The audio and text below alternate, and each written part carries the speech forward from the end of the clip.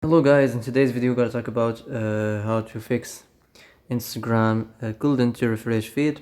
So the answer is simple. You can go to the settings as you see, and then scroll to the apps, and then search on Instagram on the search. Then as you see, click on Instagram, then go to the storage. Here as you see, you can just clear cache,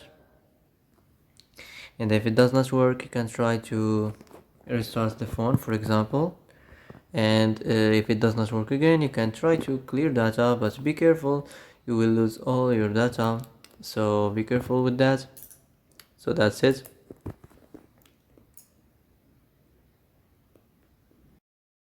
So that's it for today's video. I hope this is the answer you've been looking for.